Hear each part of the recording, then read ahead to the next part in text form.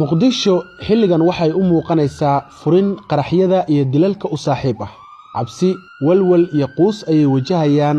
shacabka caasimadda ku nool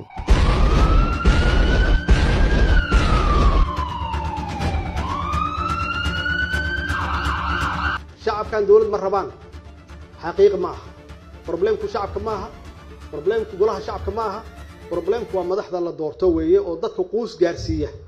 sanadkan hadda uu bilowday ee 2019 waxa magaalada ka dhacay 23 qarax inta la xaqiijiyay 145 qof ayaa naftooda ku waayay qaraxyadan oo ay qaarkood daba socdeen weeraro toos ah shacabka muqdisho amni darrida waxa u sii dheer ganacsi xumo iyo dhaqaale la'aan sababtoo ah wadooyinkii halbowlaha u ahaa isku socodka gaadiidka iyo dadka ayaa gabi ahaanba xiran waxaana dadku lugeynayaan masaafooyin dhaadheer si ay u helaan nolol maalmeedkooda maalinlaha ah jidadkan la xirayo oo maalmaha oo dhan xiran waxa weeye waa qayb ka mid ah caburin haddaad ii doorataan haddaan magaalada nabad keeni waayo baabuurtii waaweynay yaan gadaal ka geli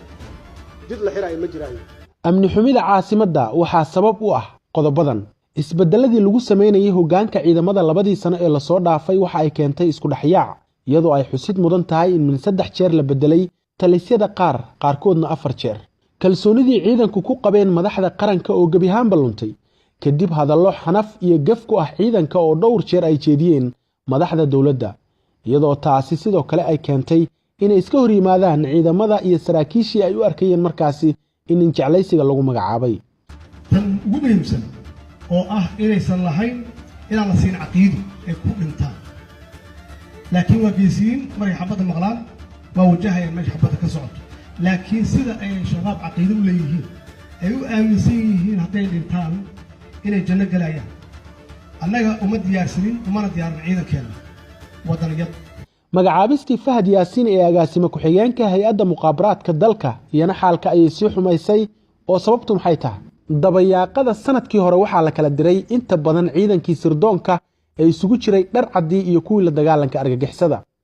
ilaa haatan ku dhawaad 2600 askari ayaa laga saaray hay'adda nisa kuwaasoo meelo kala duwan lagu qoray ku dhawaad 737 dhar cadii hay'adda oo isugu jira saraakiil xirfad lagu soo xulay ayaa booliska iyo milishiibiyada loo wareejiyay ugu yaraan 1670 askari oo ka mid ahaa garabka hubeysan ee nisa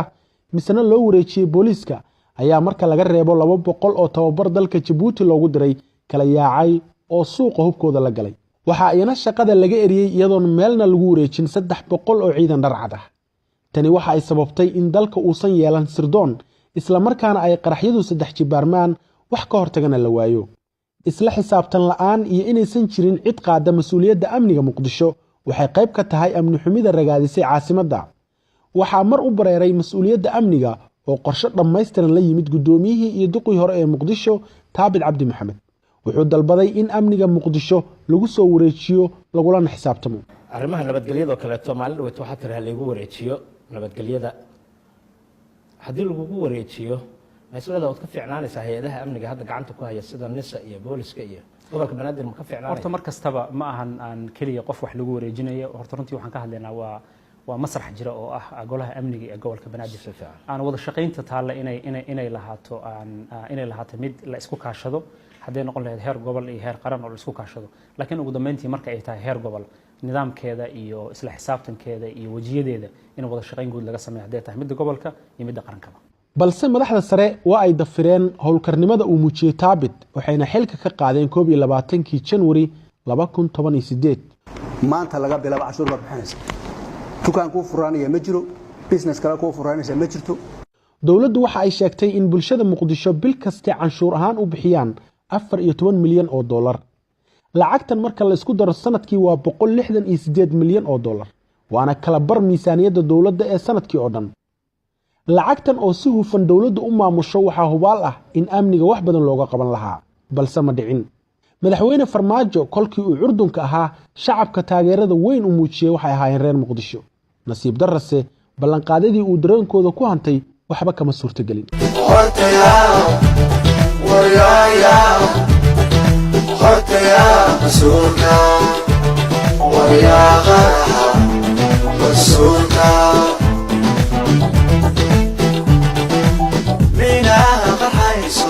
ما لها